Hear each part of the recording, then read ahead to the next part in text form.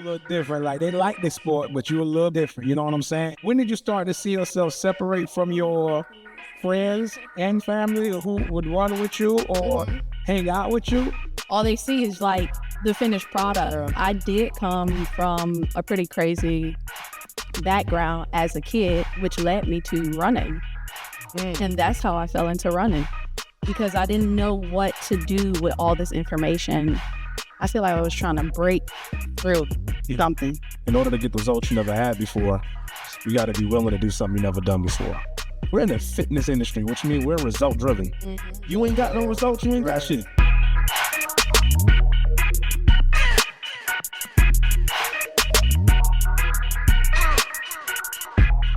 Keep it a buck. We back again. Let me get a hand clap. Hey. That was good.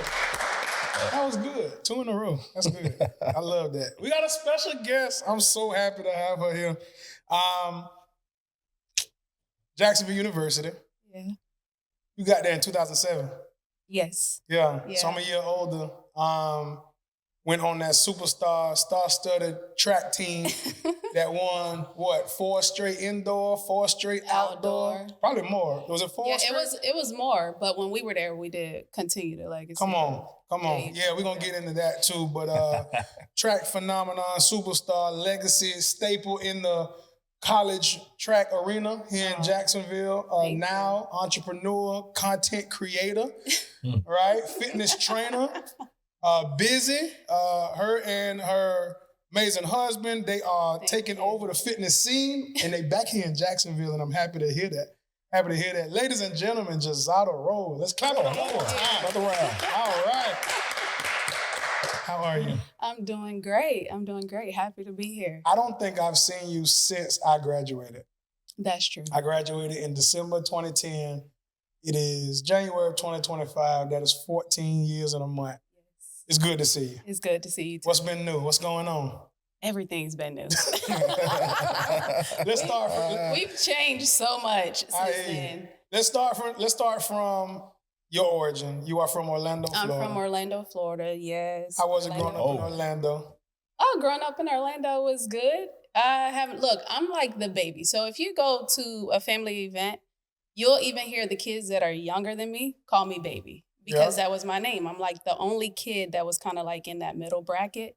Everybody else was older, then it was me. And then it took like a few years before the rest of the kids came. So I'm the baby of the family, which I was always like well protected and cared for. So, but I didn't have like an easy life, because a lot of people think like I had like this picture perfect, easy life, you know. I didn't. Like I grew up knowing my aunt and my cousins as my brothers and sister and my mom. Right. And then I got with my mom and my brothers, and I'm like, hold up. Like I thought that was like my cousins or a good friend of the family or whatever. So wait, so you was all switched up? I was all switched up. I was all switched up. And I don't think a lot of people remember when I talked about this before, because I did talk about this before in a magazine of how I grew up.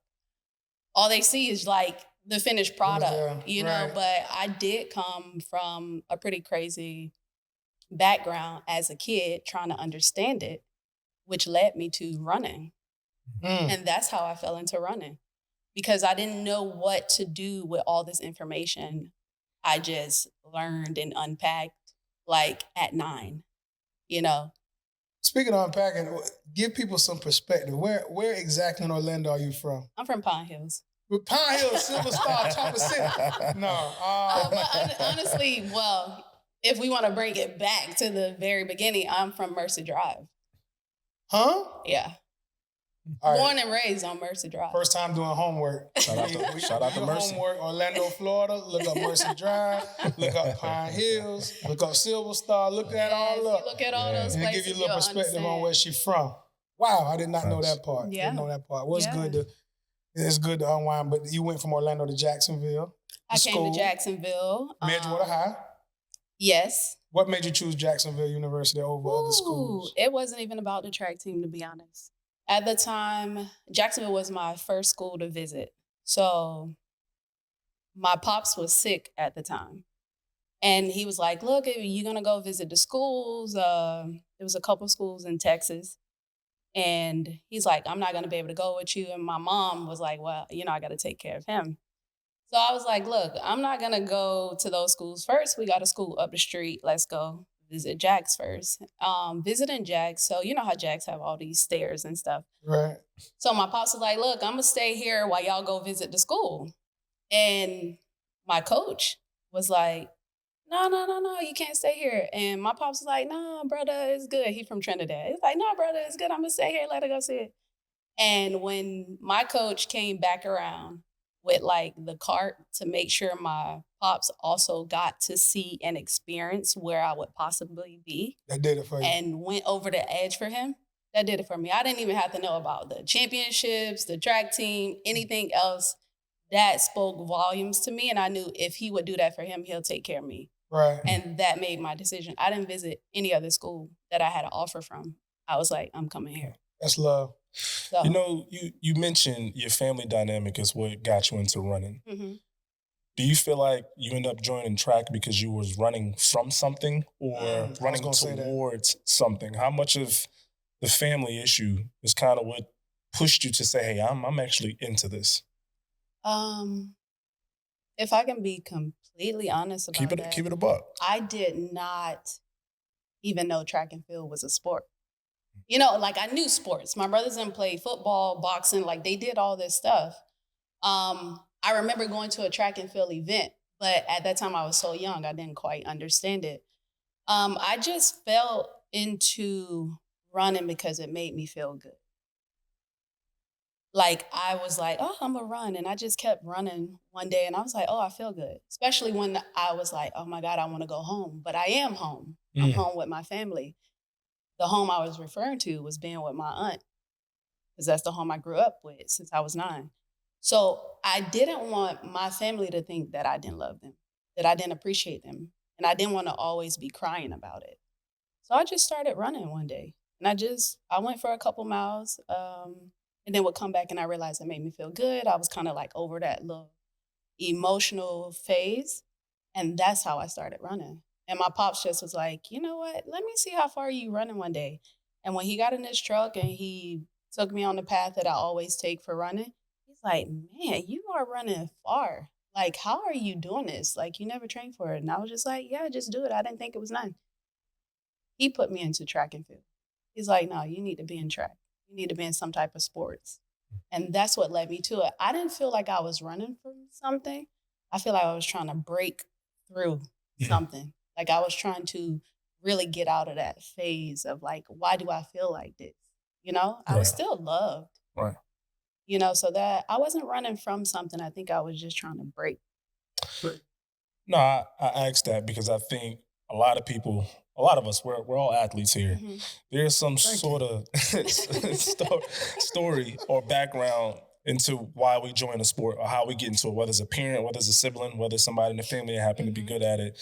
And I know for a while I caught myself when I first started playing the game of football at 9 was because my brother played, right?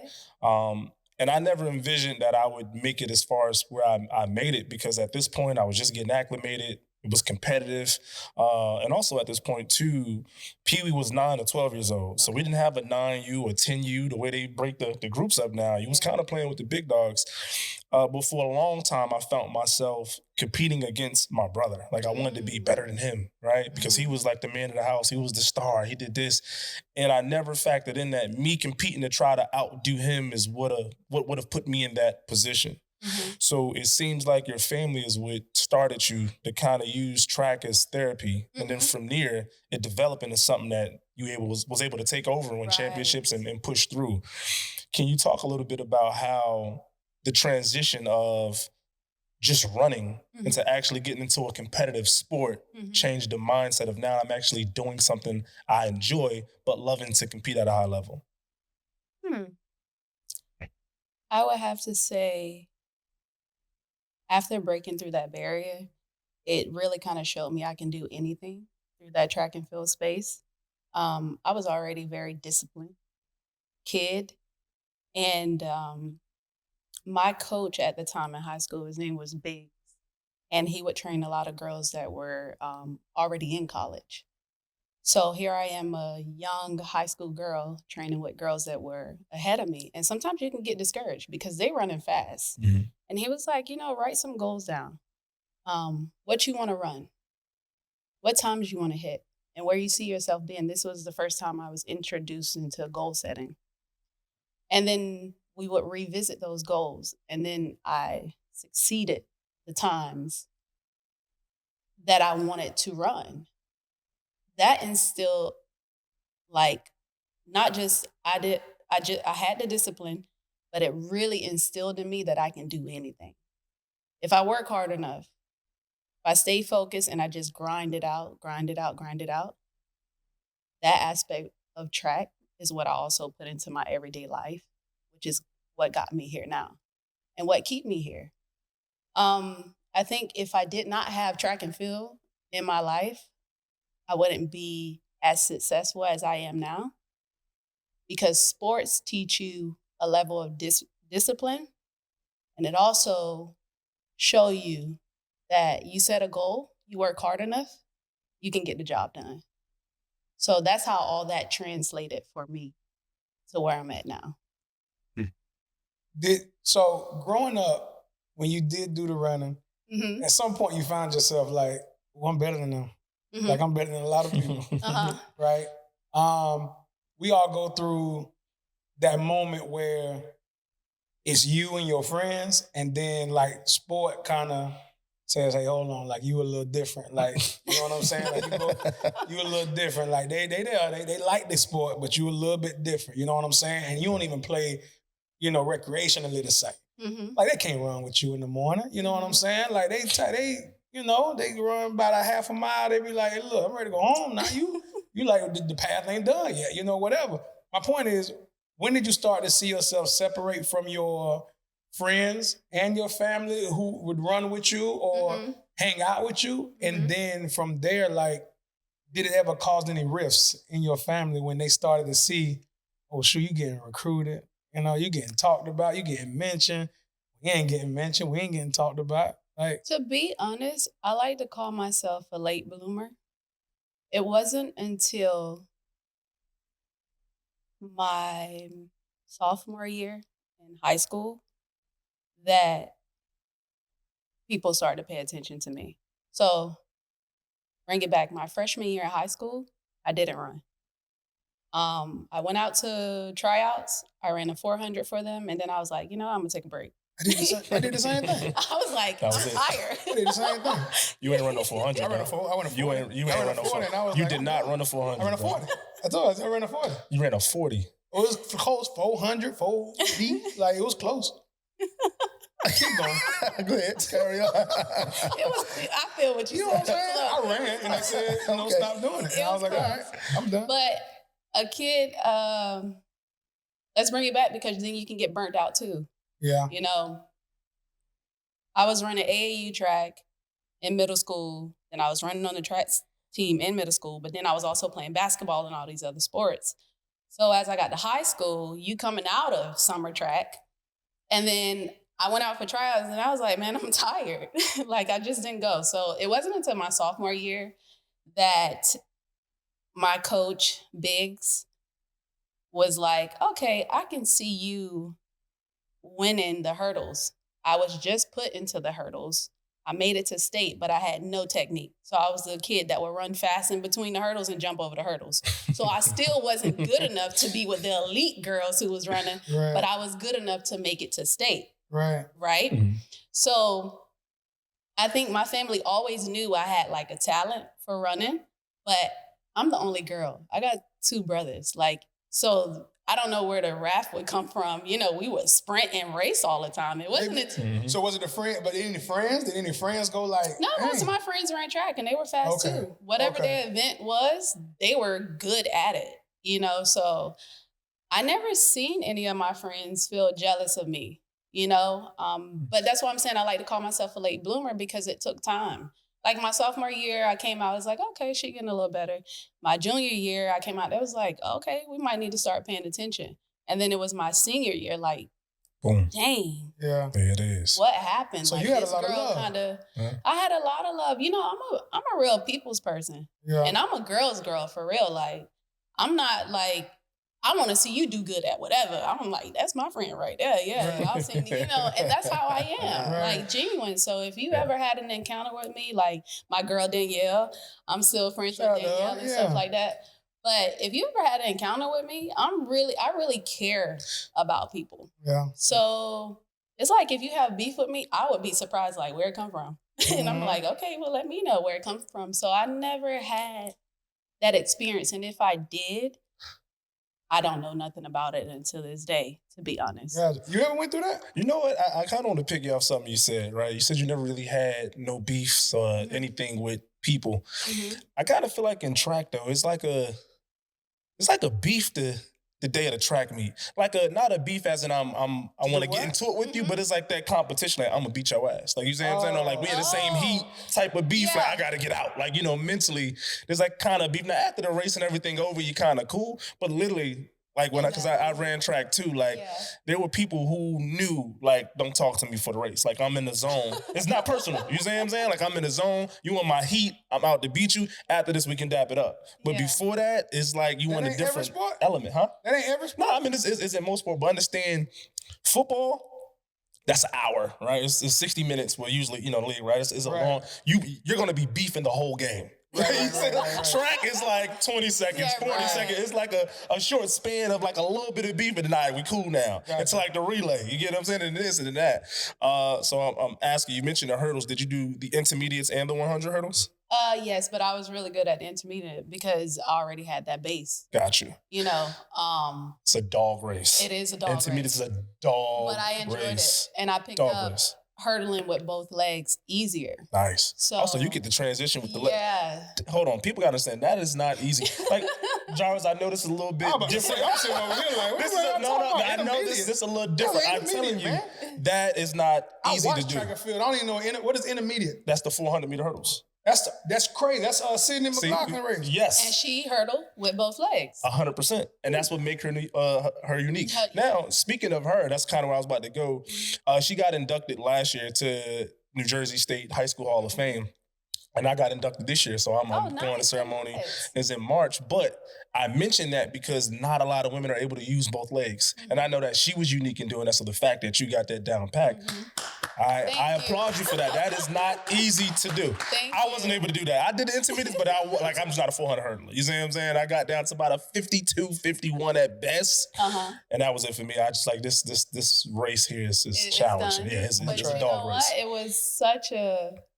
It was it came easy for me, and I think it came easy for me because of how my coach trained me. I'm like, you say I got to take it with the right, and then I need to take it with the left. Okay, bet I'm gonna make it happen. You That's know, let's get back to the beef. I just wasn't like, I ain't beefing you up. You Right. know, like it's like. So were you friendly? Kind of like before, like, hey, just kind of talking to I'm very everybody? Like, quiet. okay. Wherever you see me, I was just pretty quiet, probably stayed to myself. I was a real just like quiet. It's a little chill scary kid. sometimes. Yeah, well, it could be. It could be a But you little never know scary what Right, you don't know what you're gonna get. The secret assassin. I can't read her. But if they came out and been like, "What's up, Jay?" I'm like, "What's up, man? You ready for the 300 hurdles? I'm ready. Just chill." Right. You know, because the work is already done, so I'm not worried. You know, like the work is done. So when I hit the track, I'm Ready gonna to give go. it what No I time. got. I know when to move, when to go. I think after like the first race with a bunch of girls who I ran AAU track with, they were always faster than me. And they were already hurdlers. I think it was one race I heard my coach in the curve and he was like, "Jay, take off." And I probably left them over 50 meters. Wow. And once I crossed the line, he was like, "Yeah, you made it." And I didn't understand what that mean. I'm Right, still right. just Jay. I was just a calm kid. I never Right. had like that real beef. I think everything that I went through, I just that's the demeanor I came about. I always felt like I was a little late bloomer, but I was like, oh, I got to work at it. I'm determined. I probably got talent, but I don't even know what that is really. But I know I'm going to work for it. So when you see me coming, I'm coming. Like, my times, that's my time. If you beat me, okay, I'll see you down the road. You make people mad. People be wanting you to react and stuff. Yeah, like, I don't. Yeah, he don't. True. Yeah. You probably make somebody mad. Like, man, say something. Like, I'm trying to get me right. It's like, have a good day. You know what I'm saying? No, my mind's too strong. Once you go through a lot of stuff like that, like, man, yeah, you focus. Like, you determine. And you know what you can do. Oh, say that again. You know what you can do. Yeah. You ain't got to worry about it. So you went from figuring out who you were, how you were, how good you were, and how you fit in the sport in high school. Then you go to JU. And I'm assuming there, you're still figuring some things out. We all are in college, but you know now, right? Like you know a little bit of it. Now it's the job. It's our first jobs, right? College, we're recruited to play a sport, and it's like, you're not paying me cash, but you know, it's a job. It's different now. It's different now. It's different now. We want to get paid back then. They get paid now. Free NIL. Yes, absolutely. It's crazy. Yeah, I know. I wish. I know. It's crazy. But once you get to school now and you know it, how is it? Like, how was that transition from kind of like, you know, a little deer in the headlights, a little bit, just natural raw talent to Coach Greg? It's you know, technique, boom, boom, this, that, the third, and now these girls probably just as fast as you. You know what I'm saying? Now you running at events where it's like, you know, you may not be as dominant as you were at Edgewater. You know, how was that for you? That for me was still just a learning curve. I was a little bit frustrated in the beginning because now you're going to a complete different way of training. Right. You know, I was that kid that a lot of my stuff banked off of how conditioned I was.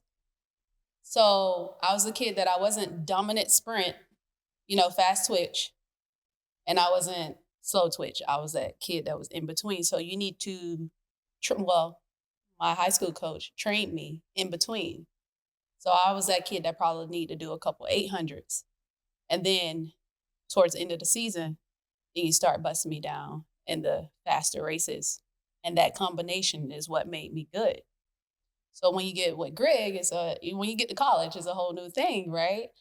And I was a little bit frustrated in the beginning, and I wanted to leave because I was like, this is not making me better. You know, I became a faster 100 hurdler.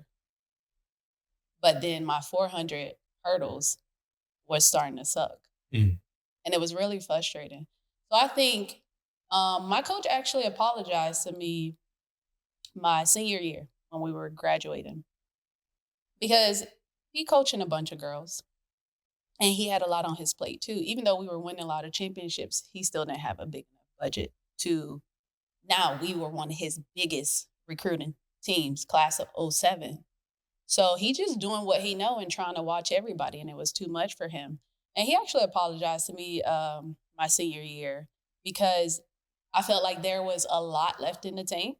It's like, if you even look at my times, I was a faster 100 hurdler, but what I came there for, it was not even close to what I should have been running. And I didn't fault him for that. You know, I was like, look, I come here and get an education. You know, I got all my 4 years paid for. I still wasn't quite understanding that, like, no, you could actually go pro for this. You know, you can make lots of money off this, but God just had different plans. So I didn't fault him for him. I was like, Coach, look, you did what you could, and I appreciate that. And we were like family there.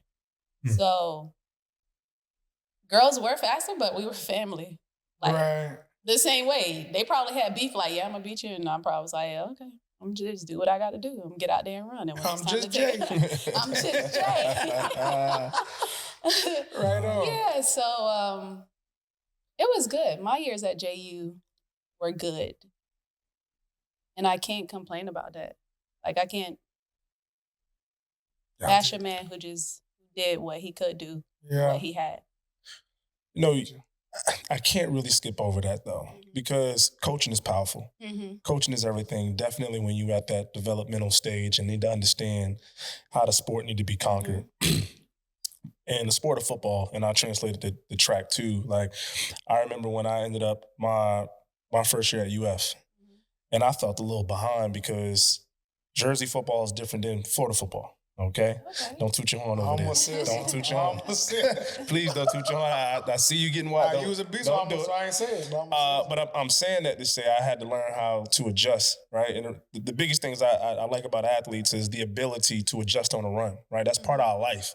You're going to be in so many different uncomfortable settings that you look at life so different, right? So I do feel like a lot of athletes got the advantage in a way in terms of dealing with high volume a lot of the times. But in terms of coaching, to be honest, I didn't really get that high level of coaching until probably my junior year in college. And nothing against Urban Meyer's staff, you know, they had a good staff, they won championships and stuff there too. But like for the position I played, Dan Quinn, you know, Muschamp, T-Rob, like those guys really gave me a whole different outlook on my position. And that's what kind of helped me take my game to the next level in terms of understanding why I'm doing it, how to do it properly, and how this put me in the best position. So I know the coach got a chance to apologize to you, but also a part of you kind of got cut short just a tad bit of there's still so much that could have been reached had you had somebody who was able to acknowledge that, push that, get the rest of that out the tank, and probably push you further than even what you thought you could have pushed. Hell, you probably could have been in the Olympics. You get what I'm saying? In terms of really pushing potential. And I see that happen a lot with kids who you can tell who's getting good coaching and kids who's not getting coached enough. So I did want to acknowledge that part of the importance of coaching. Yeah, and it's tough sometimes too because my pops is like, look, I can't pay for your college. You know, I didn't discuss this with him, but I remember before I was going to college, we were getting all the basketball scholarships first, of course, because basketball started at the beginning of every season. And they were coming to the house, but my track and field letters were going to my coach because he the one that was taking me to Junior Olympics. So, you know, all the registry was under him. And I remember my pop sitting me down at the table. We had this big Bible. He sat me down at the table and he was bringing scripture to me like, look, I can't pay for your schooling, but you need to take one of these scholarships, you know? And I think that's what hit me during the time that I'm like, man, I need my old coach. You know, if I'm going to be better, I need the old workouts and things like that. I think that's what hit me, that it's a little bit more than that. Let's get this education, you know? So I think that was more of my mindset. And even when I got out of college, I was talking to my coach and he's like, you want to do it again? You want to run it back again? And I thought about it, but I was like, look, I don't want to be home because my pops passed away in college. So my sophomore year, which was a little bit, that's a whole nother emotional roller coaster. And I just wanted to honor everything that he thought I should be doing too. So it was like, look, get this education. And so, still to this day, it didn't bother me. And my coach was like, you want to run it back? And I was like, look, I'm moving to Miami. Like, it's nothing left for me here in Orlando. Didn't really want to be in the house after he passed away either. It was just different. So it didn't bother me as much. A lot of things don't bother me that much. I was just like, okay, that was a part of my journey, and whatever my destination is going to be, wherever God sees fit for me to be, that's where I'm going to be. But I did think about, like, let's run it back. Let's do it again. Let's try it again. Let's go after it. But I set my focus and goals on, all right, we in the real world now. So let's set those goals. Let's hunt it down the same way we did track and field. That part. You read my mind. I was about to go with it. Before we get into what has blossomed you on the scene right now, to both of y'all's point with coaching, not even coaching, with college. College is a learning sector too. Somebody's gonna come out of their disadvantage. Somebody's gonna come out there that didn't get all the attention. And it's on every team, every sport, all the time. I know I was ready to leave JU after year one. Year one. I played defense and I played linebacker, and I'm like, this is cool. But I'm like, I feel like I can play somewhere else. And then at the end of the day, I realized I really wasn't better than everybody at all. I wasn't better than a bunch of them cats at all. It was just that I wanted I wanted something that I wanted to do, and I wasn't even paying attention to coaching until Kerwin Bell showed up. And when Kerwin Bell showed up, I played offense, and then that's when I became Mr. X's and O's. Started to learn football from an art standpoint, right? It's artistic, right? Like things go places.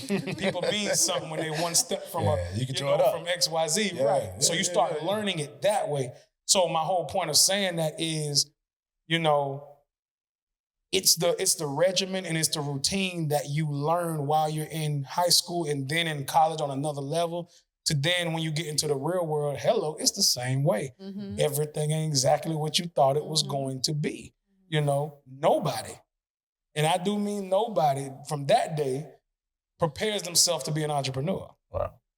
It happens. It happens because you find out what you're good in, and for the first time, there is a coach right there, right? You're a coach. You know what I'm saying? You coach and player, and, water boy, and, whatever. You everything, right? And you're building your team. And so a lot of times, you have to be steadfast in the discipline part because, like your pop said, going to get an education as we see it now, it is super important. There are people who are thriving without the education that said folks used to say back in the day. But the purpose is go there for what is sure, right? Do what's sure. And so now we know in the real world, it's like what you're good at is what you should be sure of, So kudos to you for finding. Do you feel like you found now, and we're going to get into it, do you feel like your life now, you found not only that what you're good in and what you thrive in, but what you're sure of? Are you sure of where your life is right now? Oh, yes. And 100% sure. Then it all was like worth it, right? It's every decision your coach made, high school coach, the college coach, the times he didn't pay attention to the races, it all leads to here. And if you feel like you're sure of where you are, it all happened for a reason. Yeah. Definitely. So kudos to you. But where you are now though, you left school, right? And what did you do? When you left school, talk to me. What did you do? You went to Orlando and you worked. Yes. Go from Left school, graduated. Actually, I was so done with track, I didn't even go to nationals. My coach was like, "You want to go to nationals?" I was like, "No, I want to go to my graduation. I want to go so my family can see me graduate and I'm done." Like, that's how done I was with track and field. So I left school. I went home and it was like, okay, now what we're going to do. So I started to teach.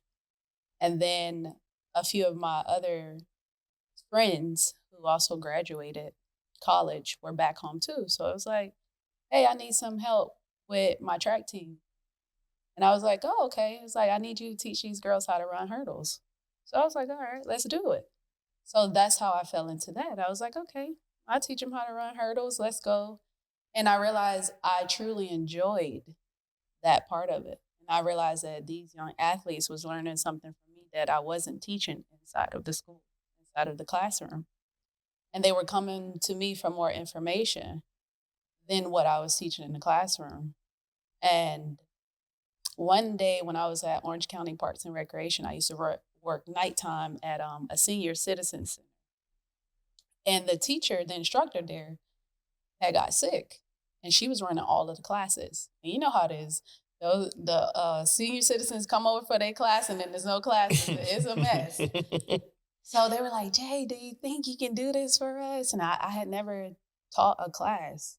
I was like, okay, I'm sure I could do something. Right. That's how I fell into fitness. I wasn't supposed to be in fitness. I did organized crime and I took a minor in education. I wasn't looking to be in fitness at all, but everything have a place and destiny is your destiny, what you're supposed to be. So these kids was making an impact on my life. Then I fell into instructing. And it was like, look, we're going to get you certified because you're good at this. So I was teaching all kinds of classes.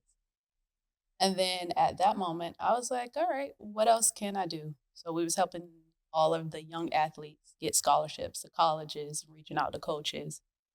And I was like, but I don't want to be in Orlando.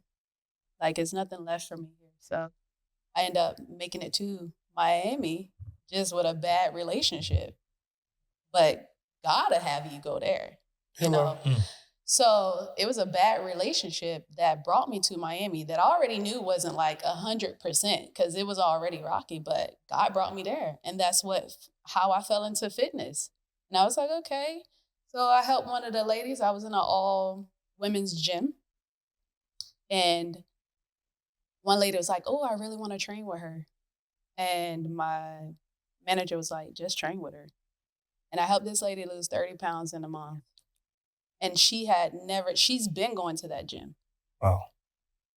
And that's when I realized, like, no, you're supposed to be here. You have what it takes. And then they just sucked me in like I was one of their daughters. And they were like, yeah, Jay, you can't go nowhere. And it was like family there. That's what really birthed my start. Fitgirlbomb. In fitness. Well, that name came from my husband. He did the research on that. Shout out. I'm not gonna lie. I can't take full credit because my story really came off a lot of people sacrificing for me. Right. A lot of people trying to make sure I'm straight.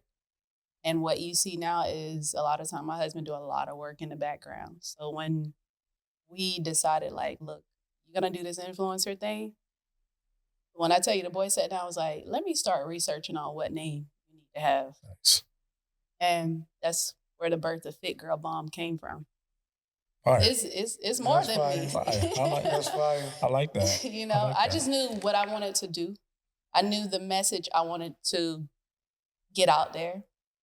I didn't realize I was such a real good people's person, like real girly girl. I was just like, why they come to me with all their problems? You know, like It became more than fitness. it became more than that, right? So he was just like, man, yeah, that's what you're supposed to be. So we sat down and we set up a plan to make it happen. And this is what you see, the result of that. Just two minds figuring it out, knowing where you want to go, not knowing how you're really going to get there, but implementing in steps to make it happen.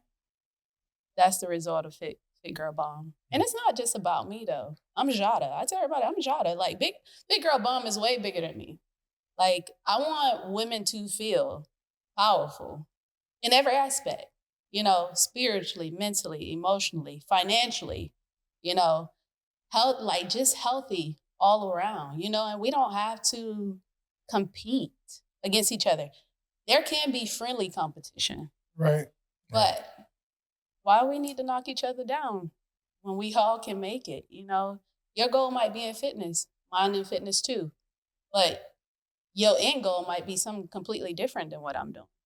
You shouldn't have to think you need to knock me down to get there. Right. You can still get there, you know? So that's the real message of Fitgirlbomb. I see a lot of women that also too don't have confidence. And I really physically see them shrink. Like, I'll see some women, they like this. And I'm like, man, that girl is dope. Like, she's so shrunk. Like, why is she not out there, like, you know, showing herself and like, look, this is me. And they do feel like that. A lot of women feel like they don't have a place, which once that comes out is why they're knocking down other women. They're not sure. They're not working on themselves 100%. So that's the birth of Fitgirlbomb. Fire. Fire. Nice. So purposeful, man. Yeah. That's purposeful. Very, very purposeful. But in terms of, you know, now being a fitness instructor, dealing with women, do you train men too, or is it just predominantly? I have trained men too. Okay. I want to shed a little light on women because I've been in the fitness industry now for almost 7 years. When I first got into it, you couldn't have told me I wasn't going to be training athletes, right? I'm thinking being a former athlete, this is going to be what it was. But here at Jack's Beach, the clientele base was stay-at-home moms, doctors, lawyers, and people at the beaches, right? Which was cool because I was now challenged. Everything ain't just fast tempo, quick twitch. I'm used to on the run, like, oh, gotta slow this down. And as we talked about earlier before that, my passion kind of came with the older lady, 75 or whatever, what really kind of got me into the training. But the one thing I noticed with the women than the men, from my 7 years, the women go way harder than men in the fitness industry. And I can't make this up. And this is a masculine man who I can say I go hard at the things I do, but the pain they're able to endure, the discipline, and them showing up daily to what they want to do to accomplish their goals has been top notch. And our base is pretty much, I would say 90 to 95% women Wow. who come and train. And we got athletes that come too, but it's like, I'm telling you, there's no stop to women who are committed to change compared to guys might be cool with a little bit of chest, arms. You see what I'm saying? Legs, like, they're cool with that. Whereas for like, no, I want to raise my glutes. I want to snatch my waist. It's like, they're so big. And I'm like, wow, like to see that actually even pushes me more far as from a training perspective to say, I'm going to give you everything you're asking for because you show up on time. You want this. You want to change. You're in tune with your body. You know that you're not at your end goal yet, but here's what you want to accomplish. Now, my question to you, being a female instructor, is what are the conversations you have with women who do lack the confidence, who do lack the motivation? Because every now and then we get a few of those too who want to do it, but probably not as confident to probably be around other people, dealing with some self-confidence issues, insecurities of whether it's weight loss or women that's skinny and probably got the weight. What do those conversations look like in your industry that you sit down with your consultations and have conversations on, probably pushing them and motivating them to get into the fitness? Mm-hmm. So first, I just try to understand them. There's always a deeper reason why they probably feel this way. And once I get an understanding of where it comes from, I just try to boost that confidence every day. Like they walk in the gym like, yes, let's go. Like, yeah, this is what we're going to do. Oh, this is the end goal. I'm just pushing motivation on them all the time, words of wisdom on them all the time. And you might think that don't do anything, but people always remember how you make them feel. And because of that, you will start to see the change in them. I share what I do in my life. Like, hey, let's start writing down some affirmations. I know we want to change physically, but let's change mentally. Like, let's elevate our your full self. Be all that you can be. Why we just want to change the outer appearance and not change the inner? They go together. So that's kind of what it looks like with me. I just share my life story, how I overcame things. And they listen because they're already there because they want to train with you. And then once you do that, it's a little bit more personal. It's like, oh my God, if you can do it, I can do it too. And I just try to push that. Like, you got a little bit of homework. It's not the homework you think it is. It's a little bit like, hey, 5 affirmations when you get up in the morning. First thing you do. Then you have your shake. Then you come to training.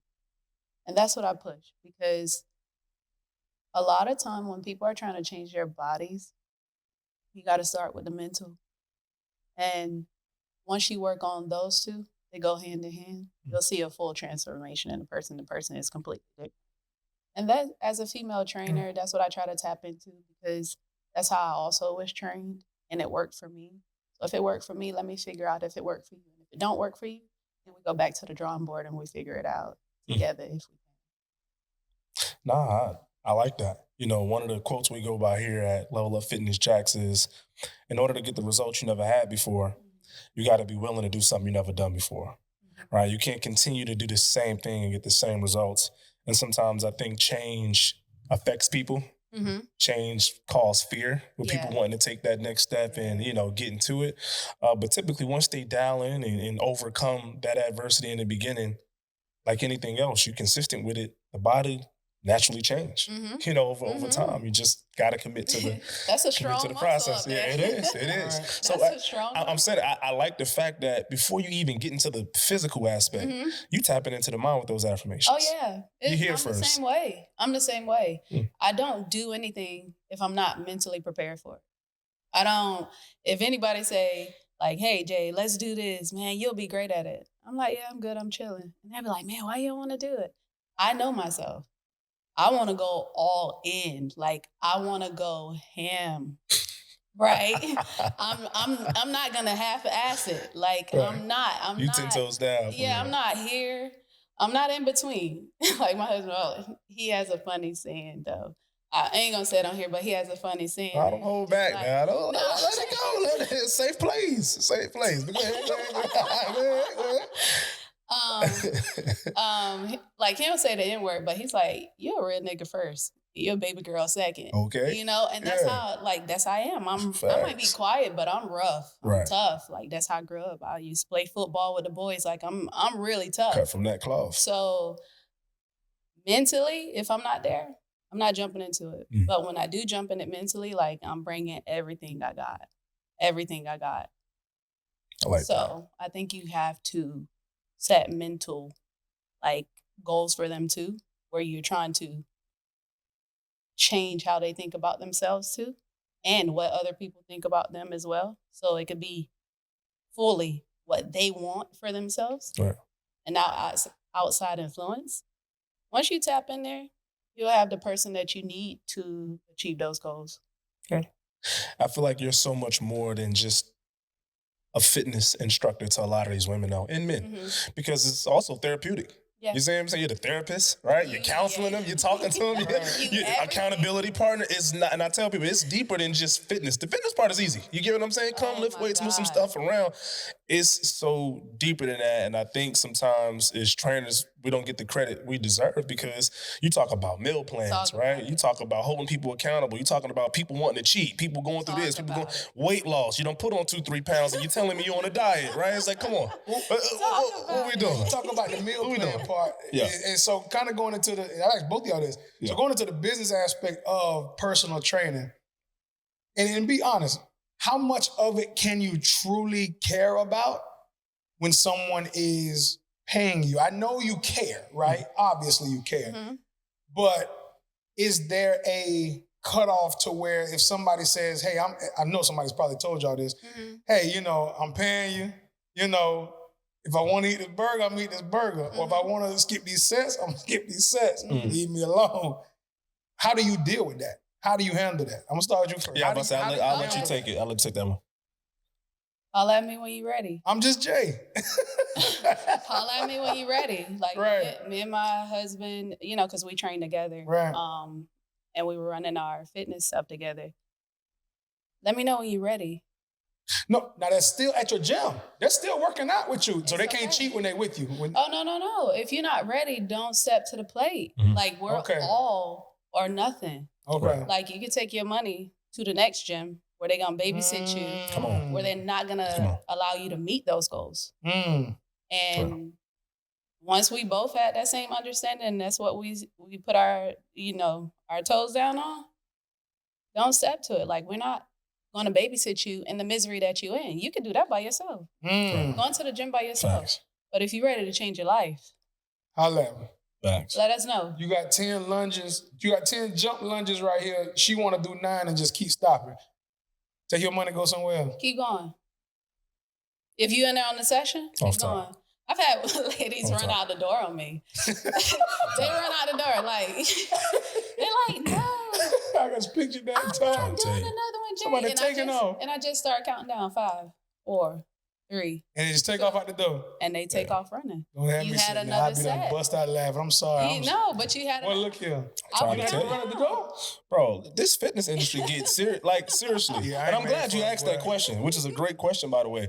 But I think it comes down to you just got to be transparent and honest with the client. Right. Like, I tell them off top, like, if this ain't an investment for you, right? If this ain't something life-changing for you, hey, don't even waste my time with it. Right? If I'm going to give you all I got, you're not going to give me half of what you got. Right? Because come 90 days, and she'll say the same thing. We're in the fitness industry, which means we're result-driven. Mm-hmm. You ain't got no Right. results, you ain't Right. got shit. You see what I'm That's saying? So if right. I can't show you your transformation in 30 days, 60 days, 90 days, 6 months, I'm doing you a disservice. So they're not cheating themselves. They're cheating y'all too. Come on. Literally your business. Come on. Don't even play with it. So now you got, that's what, 100%. so just to make it short, that's why it makes it easy to say, please take your money and go somewhere else. Don't do it. Because if I sit up here for 90 days and you cheat all throughout, and now your results this much, and usually they this much, Man. people Trying gonna to look tell you. ooh, Trying to tell you. take your money and go It's a somewhere else. headache. And sometimes, too, it ain't even really about the money. You get what Gotcha. I'm saying? Like, don't get me wrong. Money comes. Money is what drives the company. You're affecting my value. What are we doing here? If I'm going to stamp my name, Right. right? If she's going to stamp her That name, part. you can't go train with That her, part. right? And put on 30 pounds. That You see part. what I'm saying? And lose 3 pounds. Like, what is your goals? So that's a consultation. That's a conversation you got to have off top. Listen, here's what we're doing. Here's what we do here. Here's my policy. Here's what I believe in. If this is something that's hard for you, like I've had women all the time, Josh, I'm not giving up wine. I don't think this is the place for you. Yeah.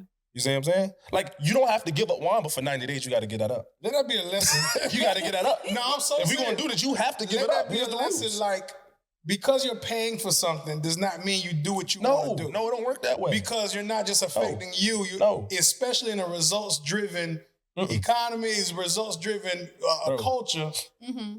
You're affecting these people's lives. Jarvis, you got the LA Fitness and Planet Fitnesses of the world. Get a membership, pay $30, $50, So and you have can go at when it. you want, and nobody's looking at you. Nobody That's what I do. God have at it. But don't come here and do that. No, don't leave Level Up and go grab a burger. Don't do that. No, we're not doing that.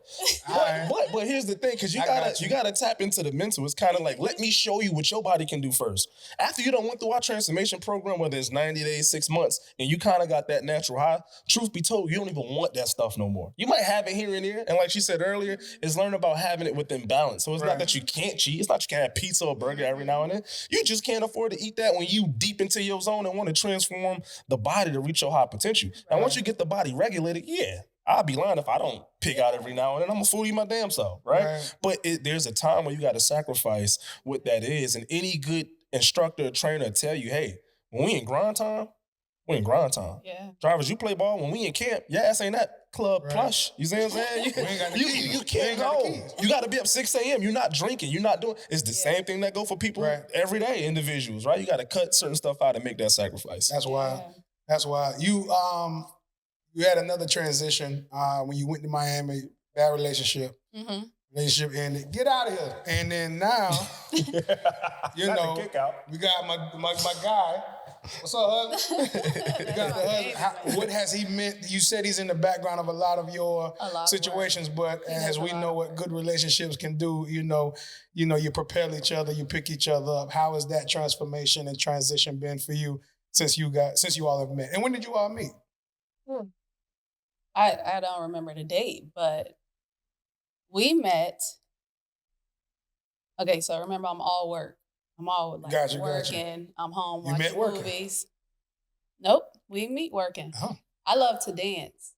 So I was like, look, I've been home early from work on a Friday. I lived on the beach in Miami. And I was like, you know what? The only place I knew at the time was Mango's. Oh, so I was like, should I watch another movie or should I just walk down the street, go to Mango's for a little bit and come back home? So I was like, let's just go to Mango's. So you live on South Beach? Yeah. Ooh. No, but there's areas to the beach. Yeah. I'd be that big pink every day. What? Anyway. All right. Yeah. No accountability. Go ahead. I'm sorry. Go ahead. So I decided to go out this night and I was by myself too. Go dance. And I ended up dancing with a guy that was with the group that they were with. And I remember the guy said something to me in my ear, and I just remember grabbing him by his shirt. And I was like, don't you ever talk to me like that again. I don't know who you think this is. And plus, I'm by myself. He was off that drink. No, I wasn't even drinking. No, I said he was off the drink. He was off the drink. Yeah. So, but I'm just having a good time. So, which probably will make you think that I've been drinking. You know, like maybe that's what he thought. And before I knew it, I'm still like dancing, going on about my business. And then my husband was behind me. He was like dancing with me. So then we were dancing, thought none of it. He was like, can I buy you a drink? And I was like, yeah. So I was like, I had the drink. And then I was like, once I had this drink, I'm out because I'm not trying to be out here by myself. Right. Drinks. So we ended up taking a photo because one of the girls in the group that he was with was like, oh, y'all should take a photo. So I go home. It was nothing to it. One day, he messaged me on Facebook, and fast forward, he was so happy the girl took the photo because he didn't get my name, he didn't get my information or nothing. So we became friends on Facebook because I was friends with that girl on Facebook after taking that picture that night. So he was like, hey, we should have a date, things like that. And I was like, nah, I'm good. Remind you, I'm getting out of a bad relationship. I'm like, nah, I'm good. Right. And plus, at the time, I didn't see him as the person that I was supposed to be with. You know, I'm like, nah, that ain't supposed to be with. I like the way this is going. The power of the DMs, boy. The power of the DMs. Fast forward, we did hang out a few times, like when I got drinks, like in the daytime and things like that. But it was like every few months. I ended up moving off the beach. I remember he messaged me, he was like, hey, let's hang out. I was like, look, when I moved back to the beach, look, so I had no intentions of seeing him. I was like, when I move back to the beach, we gonna hang out. Just so happened I moved back to the beach. Something happened with my family. They was getting on my nerves. And I was like, I'm finna go out. And I remember I told him when I moved back to the beach, I'm gonna hang out with him. I like to keep my word. If I tell you something, I just wanna make sure I do it. So I hit him up and I was like, hey, I'm back on the beach. Do you wanna hang out or whatever? So he told me later, he's like, I saw your message. And I was like, yeah, let me chill a little bit. Like, let me let her sweat a little bit. Right on. Okay. Right on. Yeah. Because I was like, you know, kind of like avoiding him in a way. And of course he could feel it. And at that time, if I didn't, he was like, I had completely gave up, like trying to reach out to you, trying to talk to you. So we went out that night. And when he came to pick me up, something about him was different. Like, to be very honest, it was like a glow on him. So I even turned him in a circle. I was like, yo, what's Not different you spent about them you? around. You ain't literally spent them around. I turned him around. I was like, yo, what's different about you? She had that balloon in her hand. What? Right. What? I'm dead serious. And I done told this story many times before because people always ask, like, how y'all got together? Like, and I turned him around in a circle. And I was just like, man, something different about you. It was like a glow about him. I'm like, is your hair what it is? Don't know what it is. We go out. I mean, we have a blast. I go back home. To me, that was it. I kept my word. We done or whatever. But something was so different about him. So we kept in touch. After that, finding out that he said when he saw me that night, he was like, God, if you give me this girl, I'll change my whole life. Chill. Chill. I'll push y'all mic. Come on. I'll push this mic out. Chill. Come on. And I was like, what? He was like... Wait, the first night at Mango's? The first night at Mango's. When he if you saw give me this girl, I'll change my life. I'll change my entire life. Wow. And I was like, what? And I was already... I had stopped going on dates. Like, I went on a date with him because I was just trying to keep my word. Like, I was like, I'm home. And I completely surrendered, like, to God. I remember laying in the bed, eating moshi because that was, like, my thing. And I was like, God, if you want me to be completely by myself, like, if this is what I'm supposed to do, if this is supposed to be my life, I'm good. Right. And this was before going to go hang out with him, like, on the official date. This is months before that. And I was fine with being that I was going to be a single woman. I was like, obviously, this is my destiny. I'm not going to push it. I'm not supposed to be with nobody. So for him to come back later and tell me this after we started dating was like, that's what I'm supposed to be. I didn't know we were both individually working on ourselves. I didn't know that. I was working on myself, trying to just be a better person. You thought he was just a dude. I thought he was just a dude. I was like, yeah, all right, cool. She said, what changed? that little time he made you wait between the text messages? That's what that was. That would change. Nobody ever did that to me. No, so that's good. Then I knew it was meant to be. Like, we didn't have it easy. We both, from the bottom up together. We made it work from the bottom up together. Me understanding who I was in that break of me not being with anybody, him changing his life or whatever, the people he was hanging around brought us together. And then we had to understand each other. Yeah. So then we realized, like, oh, this is easy. I didn't even think I was going to be married. Like, none of this was in my plans. I was like, oh, this is easy. So when he asked me to marry him, I was like, oh, yeah. And he was like, just like that. I was like, yeah, it felt good. It felt like it was supposed to be already. Right. So that's how we got here. And we just put our heads together and was like, he had a lot of goals and then things that he wanted to do too. For a little bit, we were going separate ways. Like, not separate ways in our relationship, just things we wanted to accomplish. Right. Not knowing that if we pull it together, we can accomplish a lot more. And we can still hit the goals and things that we individually have. Right. So that's how we got together. And he was like, look, all right, I'm hearing you out. Let's be a team on our goals. So we work together. We hang out together. We eat together. It's like you almost do not see us not together. Like, I love who I'm with. Like, I feel at peace.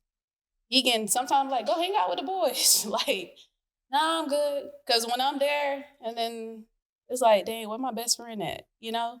And I never knew I would have that type of relationship. And this coming from a real relationship standpoint, I'm so happy I have my best friend. Like, oh, let's go on a girls trip. I'm down. How long are we gonna be gone though? You know, I do love my girls. Don't get me wrong. Gotta get back home. I love my girls, but love is so beautiful, and I never knew it could be this way. I never knew this is what love really is. You know, unconditional, really getting to know each other. And what I really loved about him early in the relationship is that he's very honest. And a lot of times it hurt my feelings. I'll be crying like, oh my God. I can't believe you just said that. Seemed like a buck was kept there, Jarvis. He was keeping it a buck with you early on now. He was keeping it a buck with you. I can't believe you hurt my feelings. And he would just be looking like, how I hurt your feelings. So it's a few things we're going to unpack here. One, I thought him telling me the truth about something was like, how dare you say that to me? But then I needed to understand, why do I feel like that? Why do I feel like somebody that loved me is trying to hurt me? What did you do to figure that out? So I think that process might be life-changing for some people. Okay. I agree. What did you do to figure out he had, because you're a strong woman, because let's be honest, you could, no disrespect, you could thrive without a person by just technicality, right? You might not want to, but as far as getting your bills paid, staying, living, chilling, whatever, you could thrive. You would be fine. Right. Obviously, he adds an insurmountable amount of value to who you are and what your being is, right? To get from a point to where he says something so honest and it hits you where it hurts and you say, how dare you say something like that to me? From the minute you think that and say that to yourself to the time you understand, oh, I get it. Not only do I get it, you almost have to look back because you probably done threw a temper tantrum in between that. I'm sorry. Yeah. What made you make that transition? You might help out somebody here. I ain't gonna lie to you. Y'all listen. That boy preaching over there. Don't click off. Listen right here. So I think what we have to understand is where we come from. So like what I did was I looked at my mom and I wanted to, the things I loved about her, I wanted to keep because I knew they were in me. But the things I disliked about her, and I felt myself doing it, I was like, oh no, that's my mama. I really was like this. But I was always praying too. Like I was always seeking to be a better person at the same time. So unpacking that. Okay, unpacking those emotions, watching how she reacts to things made me more conscious on how I react to things. Because we can't deny it. It's in our DNA. And if we want to be better, we have to look back at those things, see what's in us, see what we're doing. If we're doing the same thing, we could just be doing it slightly different. Watch their relationships. And I mean, I watch everybody in my family relationships because the DNA, some people it can jump, some people it's on you. And I paid really close attention to that. So once that happened, I was like, but he loved me. So if he loves me, because God say love is kind. Okay. Love is kind. Okay. So I'm like, he loves me. So let me see why I felt so offended. Is it me? Is it, I feel like nobody should be able to tell me the truth. Maybe I do have a little bit of a bad attitude. Let me go check I might got a bad attitude. Let me go check myself a little bit. And then I'll come back. You know what? It's not what you said. It's how you said it. And I think it's because you're my husband, which is why I was so offended about it. You know? And once we started doing that, he could tell me anything. I'll be mad for like 5 minutes. And I'll be like, all right, babe, I love you. And the same way for him too. Because I know he's not trying to hurt me. You know, he just loved me and he want to see me do better. And that's for any ship, friendship, partnerships. It's all a ship. They all have to be taken care of. You know, we're a team. I'm not going to like your attitude all the time, right? We're on the field. I might not like your attitude right now. We might have a little bit of beef, but we trying to win the championship. So that's how I look at it. You take the sports, you take yourself trying to be better, you unpacked your family's DNA and things that you have from them.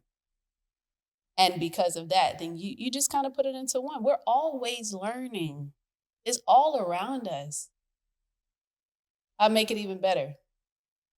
When I came back from Miami after the bad relationship, because there was just a short time period that I went home, I was washing clothes. So we have a den that goes into the laundry room, and there's a cable cord there.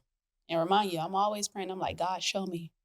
What's the problem? Show me. I need help. I don't want to go back to the same relationship, same problem. So I'm washing clothes. I see the cable cord. I'm like, okay, the cable cord there. I step down. I trip over it. Did it twice. Then I'm like, okay, they go to cable cord, step over the cable cord, Jay, and get the clothes. I trip over the third time.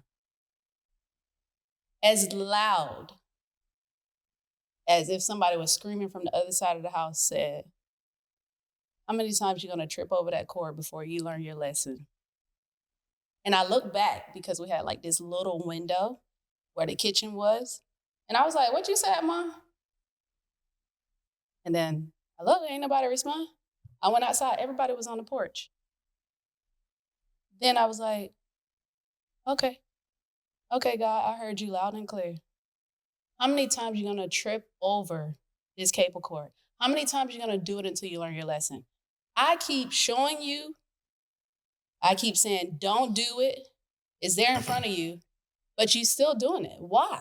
Why are you doing it? It was loud as day. And I was like, okay, that's the turning point. I never went back to that relationship. We see it. We see it. Boy, I'm going home today and I'm throwing that cord in the trash. Okay? I'm throwing that cord in the trash because I trip over it a few times a week. What? Next time I trip, dog, you're going to start crying, dog. I rebuke you now, cord. You won't catch me today, boy. Never again. Again.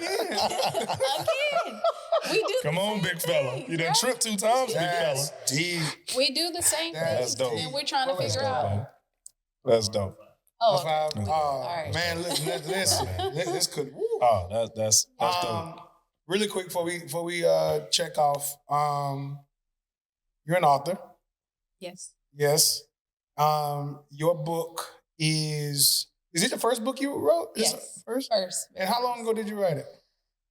It haven't been a year. I don't think it's been a year. Talk to us. Baby, it hasn't been a year. Probably like 6 months. 6 months. Okay. Talk to us a little about your publication. Yes. So pretty much is Flow Fit. It's teaching women how to train through their cycles, right? So I used to wonder all the time, like, well, I can go in the gym and be like beast mode. And then the next time you go in, you can barely lift the weight that you just lifted. Right.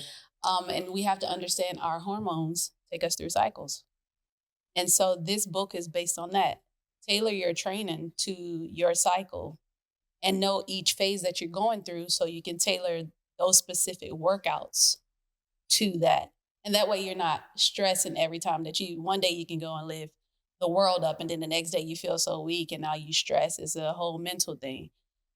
So that is Flow Fit, teaching you how to train through your cycle, each phase of your cycle. And you have 4 phases.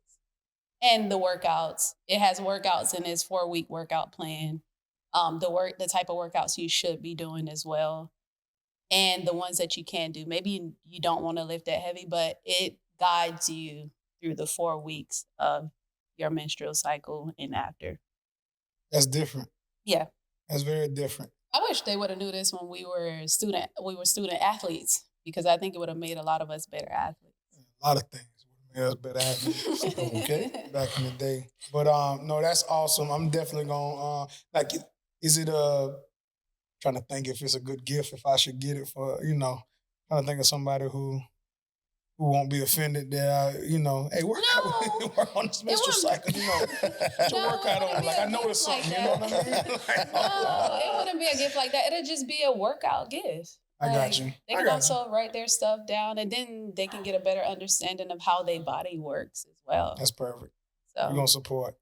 Look, I'm having too good a time. I ain't gonna lie. We got to wrap it up, but I'm having way too good a time. What we do on every show is we have you, again, we spoke to every transition not every transition you've been through, but a lot of the ones you highlighted. And when we speak on these transitions, it's generally in regards to showing us the harsh reality of what you've gone through and letting us see what it's gotten you to. So people aren't scared to go through these things. right. It's made you who you are, but let's be honest, if we're ever going to show somebody, talk to somebody, instruct somebody, raise somebody, we're going to try to help them avoid that as much as we can. So we do like for you to look, this is your camera right here. We like for you to look in the camera and give a talk to your younger self or your kids, whatever it may be. Give a talk to someone who is going to imminently go through a transition and what they can expect and what they can do to make it, the best possible situation they can make it. I would say if you have a goal, chase it. Set small goals that add up to the bigger goal. Make sure you have God first, because sometimes where you think you need to be is not where you're going to be, but you're going to be in the place where you are the most effective.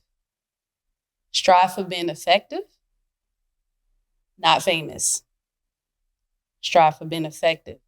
Set small goals, which will lead you to your big goals, which will allow you to be effective, and let God lead the way. Powerful. Well, we got a banger. Okay, I appreciate you. Just thank you so much for coming. I really do appreciate it. That means a lot to me. Jay, you got anything else? Hey, just want to shout out to hubby, man. Appreciate you, man. Letting us spend a little bit of her time. We appreciate you, my guy. You a real one. Stay strong, my guy. Keep it a buck all the time. Keep it a buck all the time. We are gonna sign out. Enjoy your day, and a buck was kept. Yeah. Thank y'all. Awesome. Yes, sir.